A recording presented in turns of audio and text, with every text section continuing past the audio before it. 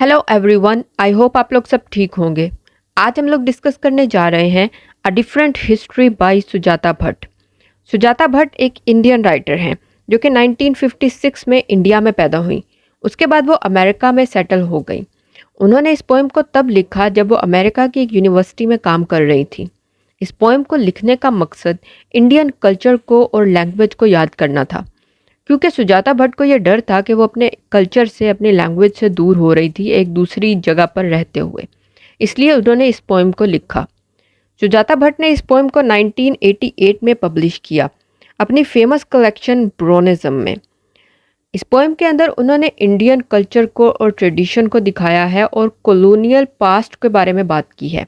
मतलब जब बरतानिया ने कॉलोनी बनाई थी इंडिया के अंदर, उसके बारे में बात की है।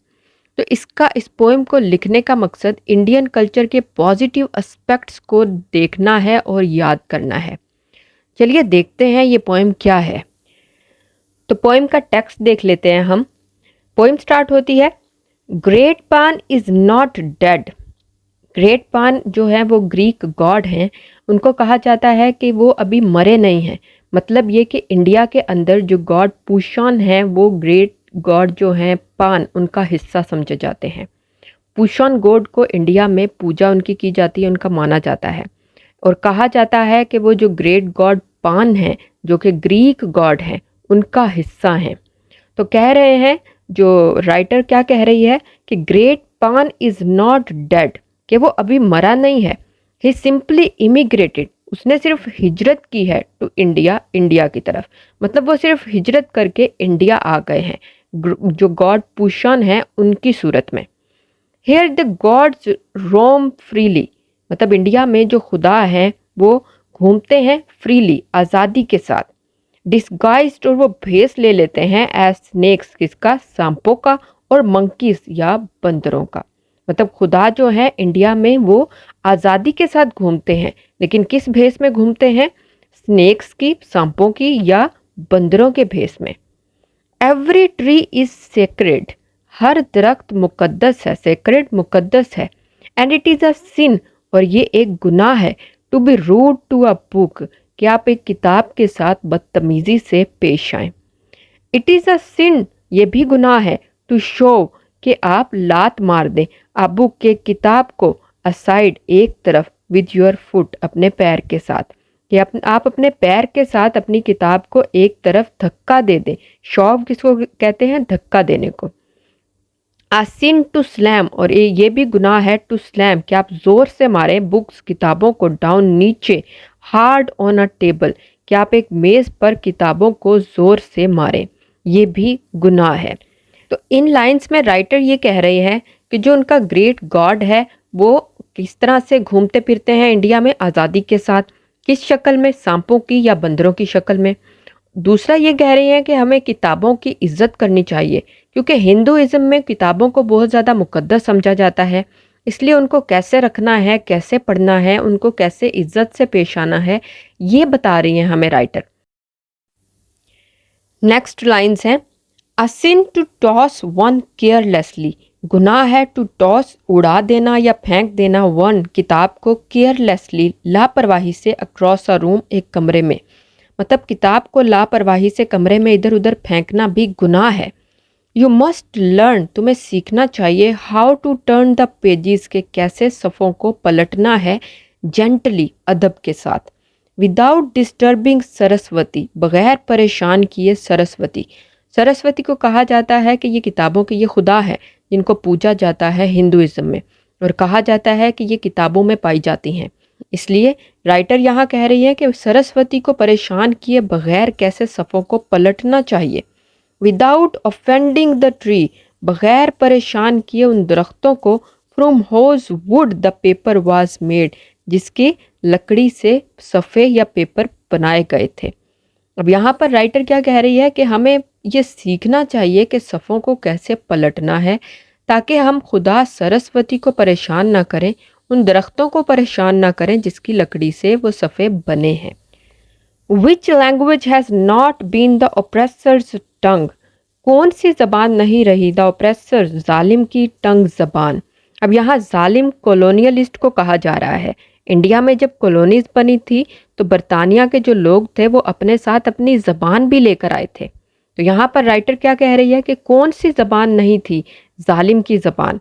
विच language truly meant to murder someone, कौन सी ज़बान थी जो बनी थी टू मर्डर, कत्ल करने के लिए, समवन, किसी का। यहाँ पर राइटर क्या कह रही है कि जब कॉलोनीज बनी इंडिया में और वो अपनी लैंग्वेज साथ लेकर आए तो उनकी इंग्लिश लैंग्वेज गालिब आ गई इंडियन लैंग्वेज पे। मतलब इंडिया की जो ज़बान थी वो दब गई, इंग्लिश लैंग्वेज ने इंडिया की लैंग्वेज को, ज़बान को मर्डर कर दिया, उसका कत्ल कर दिया। तो यहाँ पर राइटर पहले क्या कह रही है कि हमें किताबों की किस तरह से इज्जत करनी चाहिए, उसके बाद कह रही है कि कौन सी लैंग्वेज लेकर आए थे बरतानिया के लोग अपने साथ इंडिया में जिसने हमारी इंडियन लैंग्वेज का मर्डर कर दिया। नेक्स्ट है and how does it happen, और ये कैसे हुआ, दैट आफ्टर द टॉर्चर, के इतने जुल्म के बाद, आफ्टर द सोल, कि जब रूह, हैज़ बीन क्रॉप्ड, उसे काटा गया, विद अ लॉन्ग स्किथ, एक लंबी द्रांति के साथ, स्वूपिंग आउट, हमला करते हुए, ऑफ द कंकरर्स फेस, काबिज के मुंह से। मतलब राइटर क्या कह रही है कि जब काबिज के मुंह से वो ज़बान निकली तो वो द्रांति की तरह उसने हमला किया इंडियन लैंग्वेज के ऊपर। मतलब इंग्लिश लैंग्वेज जब एक काबिज जो कॉलोनियलिस्ट था उसके मुंह से निकली द्रांति की तरह, तो उसने हमला किया इंडियन लैंग्वेज के ऊपर और उसका मर्डर कर दिया।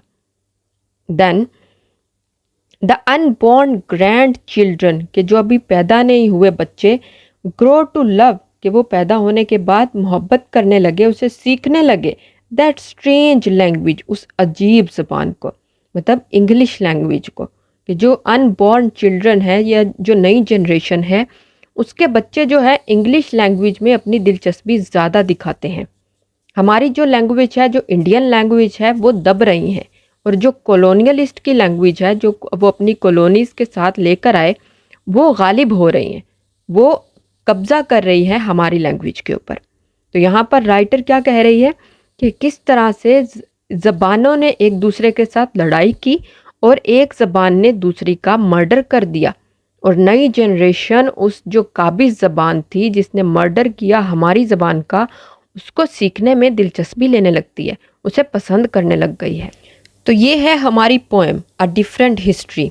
इसको हमने लाइन बाय लाइन देख लिया और इसको एनालिसिस भी इसका कर लिया, लेकिन थोड़ा इसके स्ट्रक्चर के बारे में और थीम्स के बारे में भी देख लेते हैं। सबसे पहले स्ट्रक्चर की बात करें तो इस पोएम के अंदर 2 सेक्शंस हैं। फर्स्ट सेक्शन के अंदर, फर्स्ट स्टैंजा के अंदर 18 लाइन्स हैं और दूसरे सेक्शन में या दूसरे स्टैंजा के अंदर 11 लाइन्स हैं।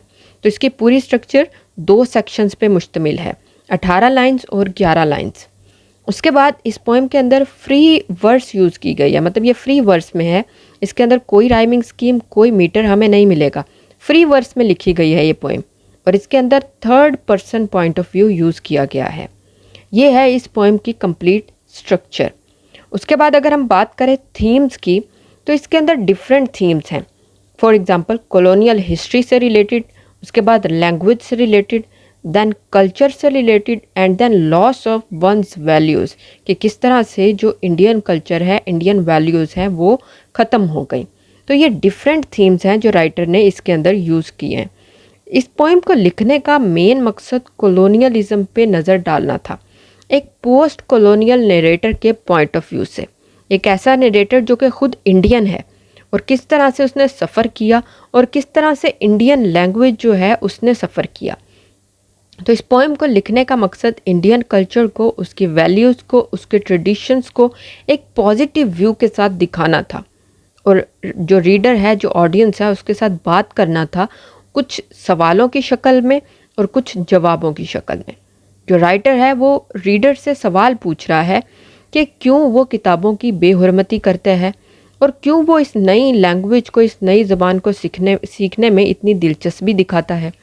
तो ये डिफरेंट व्यूज़ हैं इस पोएम के अंदर कि किस तरह से कॉलोनियल इम्पैक्ट था जो इंडिया है उसके ऊपर। तो ये है पूरी पोएम। हमने इसका लाइन बाय लाइन एनालिसिस भी कर लिया और एक्सप्लेनेशन भी मैंने आपको बता दी। तो उम्मीद है आपको समझ आई होगी आज के इस लेक्चर की। आज के लिए इतना ही, मैं मिलूँगी अपनी नेक्स्ट वीडियो में, तब तक के लिए खुदा हाफिज़।